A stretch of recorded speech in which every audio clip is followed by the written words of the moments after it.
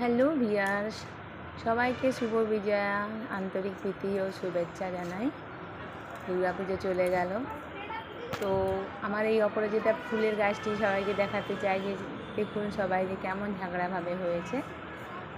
আসলে যাদের কাছে বীজ খুব কম থাকে, মানে হয়তো কারো কাছ থেকে কালেকশন করেছে, তারা একটা দুটো বা দু তিনটে যদি পায় তো তখন আলাদা কথা, তখন একটাই ডাল লম্বাভাবে ওঠে, তো সেইটাকে উপরের ভাগটা কেটে দিলে বেশ অনেক শাখা প্রশাখা বেরিয়ে যায়। উপরে যে আকর্ষটা থাকে না, আকর্ষটা কেটে দিতে হয়।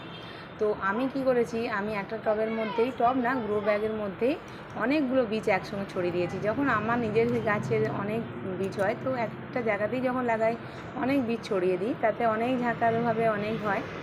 এইভাবে লাগালে বীজ তো এমনিতে অভাব নেই, যখন নিজেরা গাছ লাগানো হয় তো অনেক বীজ হয়ে যায়। তো একটা টবে যদি অনেক বীজ হয় তাহলে বেশ সুন্দরভাবে গাছ